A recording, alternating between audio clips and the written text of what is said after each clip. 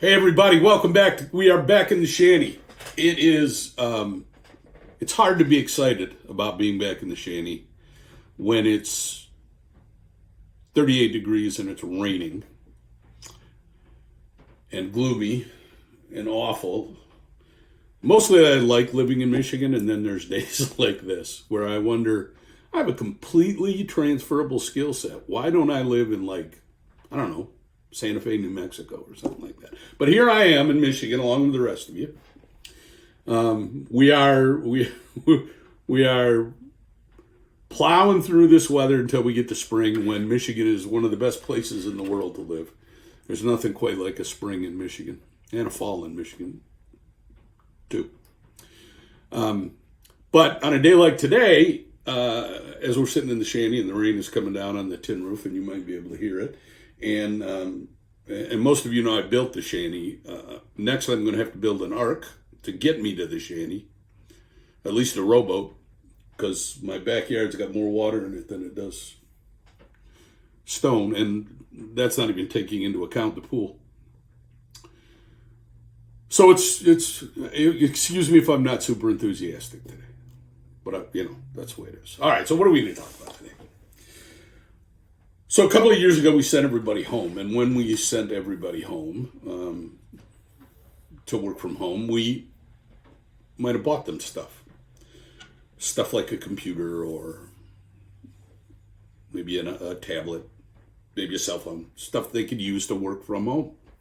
And now we're coming back, and some of you are back a lot. Some of you have everybody back. Some of you are coming back in a phased way. Some of you are going to stay hybrid forever, work from home, whatever arrangement you're going to make. We're coming back to the office. And as a result of that, some people have decided they're not going to come back. And if they don't come back, maybe they're sitting at home with your laptop. And that got me thinking, and I got a question that I get occasionally from time to time about the issue of, okay, an employee's got my stuff. They've got my stuff. I want my stuff back. Give me back my stuff. And if you don't give me back my stuff, then I'm going to do something about it as an employer. So what are you going to do? Well, what most employers do, and their first instinct to do is, well, I know. I've got a paycheck that employee wants. I'll just keep the paycheck until they give me back my stuff. Or they give me back my stuff and it's broken. So I'm going to make the employee pay for that broken stuff. I'll deduct it from that paycheck. And that makes sense, right? To you, I mean, come on, in your head, hey, I owe them money. They broke my stuff. They owe me money. They kept my stuff. I'm going to keep their money, and they can keep my broken computer. Time out. Can't do that.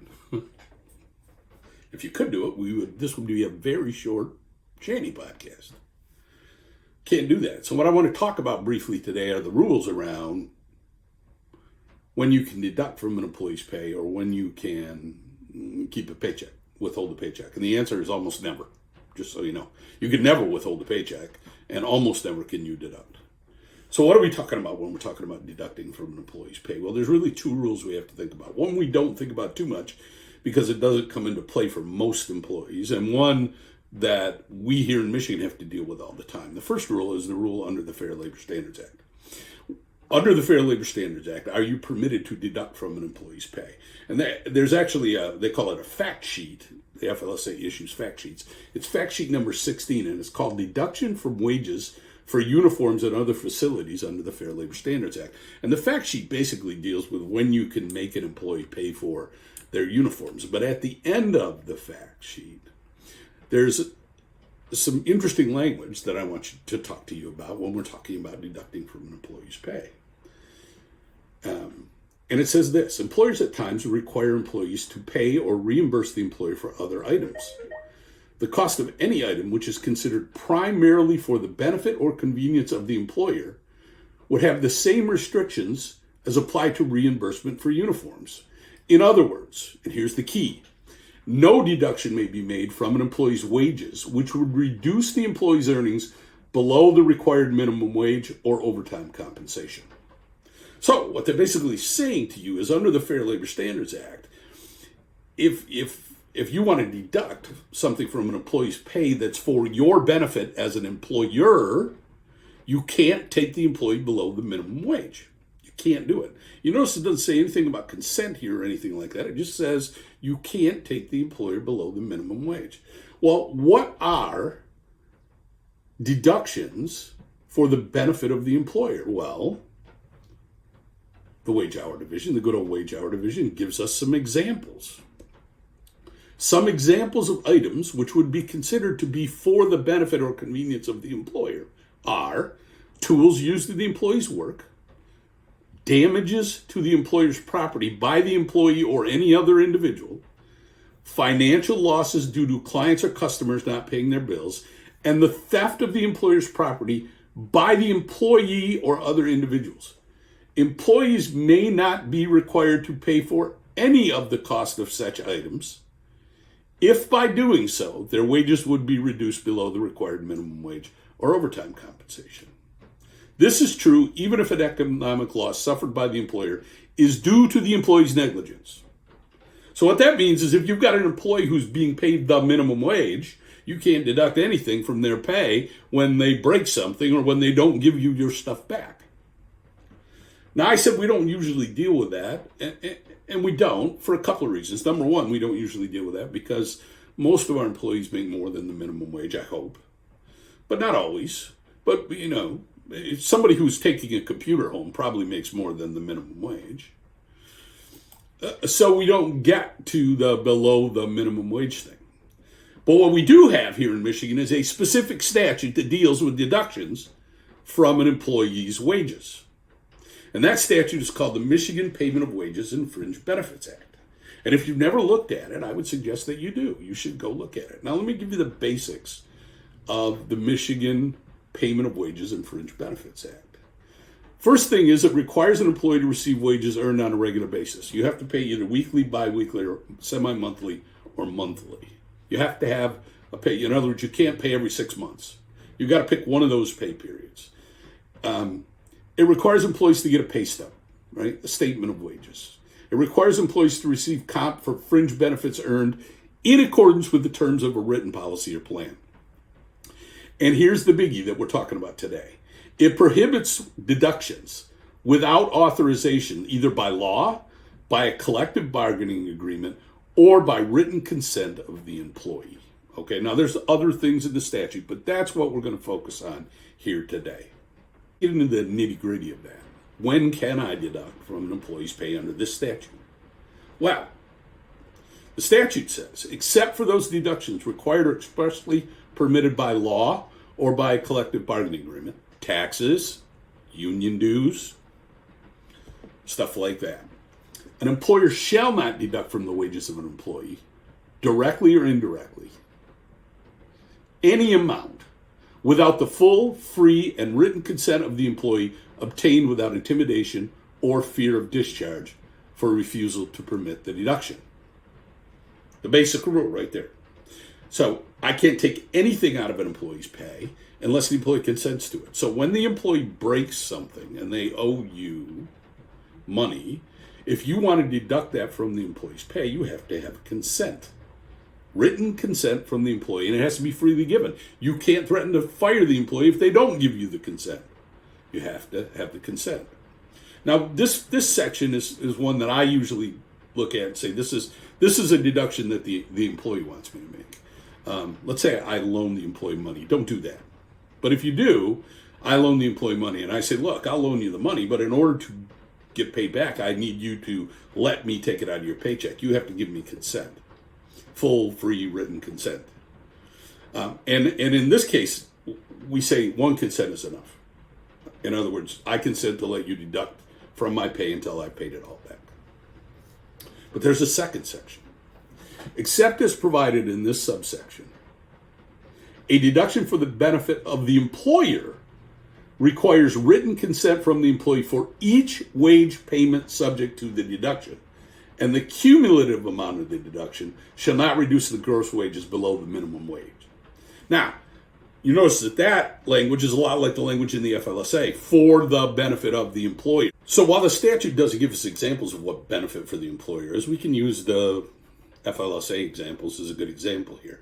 Now that means that when you're doing a deduction for your benefit, you broke my computer and I'd like the money back, you have to have a written consent for each paycheck in which you're going to take money out, technically. And that's technically what that means. Now, there's a third time that you can deduct. And this is the only time you can deduct without consent. You can deduct from an employee's pay within 6 months of making an overpayment as a result of a mathematical error, like you miscalculate overtime or something like that. Within 6 months of it making a mathematical error, you make the deduction from the employee's pay. And you can do that without getting the consent of the employee. But there's some rules around that. Okay, the overpayment has to have resulted from mathematical miscalculation or a typo or a clerical error or a misprint or something like that. The miscalculation error, misprint, has to be made by the employer, the employee, or a representative of the employer, like your payroll company. And the employer has to provide the employee with a written explanation, at least one pay period before the wage payment affected by the deduction. Can't be greater than 15% of the gross wages earned in the pay period, can't take below the minimum wage, and it has to come after all other deductions are made. All right? So those are the rules under the Michigan Payment of Wages Act. So as you can see, you're not permitted to just deduct from an employee's pay willy-nilly just because they owe you money. You don't want to fiddle with an employee's paycheck in that regard. You don't want to do it. All right, so thanks, Palezilla. You're being a big help to me. You're telling me, how do I get my computer back? I know what I'll do. This employee quit. They've got my computer. I'm just going to withhold the last paycheck. That's not really a deduction. That's a withholding. I'm not paying anything. Well, actually, it is a deduction. It's 100% deduction, but it is a deduction. And it's going to violate these rules if you do it without permission. But the other thing to keep in mind is these rules, like I said before, they have rules about when the employee has to get paid. And there are actually rules here about making final pay to an employee. And just so you know, every state in the union that I'm aware of has these kind of rules about when you have to pay the employee's last paycheck. In some states, like California, you have to pay, like if an employee is fired, you have to pay them their last paycheck on their last day of work. They have to have that paid ready and ready to go. Michigan, it's a little different. You have a little more leeway here. So here's what the statute says about that. An employer shall pay an employee voluntarily leaving employment all wages earned and due as soon as the amount can, with due diligence, be determined. What does that mean? That means the next regular pay period after their last day of work. That's when the amount can reasonably be determined. What about an employee that is fired and not quits? Is the rule different? An employer shall immediately pay to an employee who has been discharged from employment all wages earned and due as soon as the amount can, with due diligence, be determined. That means the next regular paycheck, right? You've got to be able to determine, you got to look at their time card or their time sheet or whatever you do, and then you've got to make a payment. So you can't withhold that last paycheck either. So Palazzolo, how do I get my money back? How do I get my computer back? You're limited, okay? Especially with an employee that quit. So there's a couple things I want you to think about when you're thinking about this. Number one, let's get those computers and stuff back while the employee's still working for us, if we can, right? If you're bringing people back, make sure they're bringing all their stuff back right now. Because when an employee still works for you, you might not be able to deduct from their pay, but you could fire them. If they don't come, if they don't give you your stuff back, you can fire them. The other thing you can do is provide some incentives. Bring this. Hey, everybody that's got a computer, bring it back, and we'll give you a gift certificate or something. Who knows, something like that. But with respect to an employee that's left, the best way to get it back is to ask. Usually, an employee will give it back to you. Now, you want to protect your stuff that's on that computer too. So make sure you've got a really good confidentiality agreement with these employees. If they're taking your computer home, that means there's confidential information on that computer sitting in their house. Let's make sure we've got a good confidentiality agreement with them. But really the bottom line is, if they've quit and they won't give you your computer back, your only alternative is going to be to sue them to get it back. Now, you might want to do that, not want to do that as a matter of course, because it costs a lot of money to sue people, and you know that. But if they sue you, you could, who knows? It might be a countersuit or a counterclaim or something like that. So, again, when an employee keeps your stuff and that instinct kicks in about, I'm going to keep their paycheck, don't do it. What we don't ever want to do is give an employee a lawsuit if we don't have to. And you don't want the wage hour division in there, in your place, sticking their nose under the tent and sniffing around. So while you may want to keep that last paycheck and it may seem like the right thing to do for you, it isn't the right thing to do. It's a violation of both of these statutes. Keep that in mind. And if you have any trouble with any stuff like this, give us a call. We can always write a letter or something. Often a letter from a lawyer will do it. So let us know. So keep that in mind. Great talking to y'all. We'll see you next time.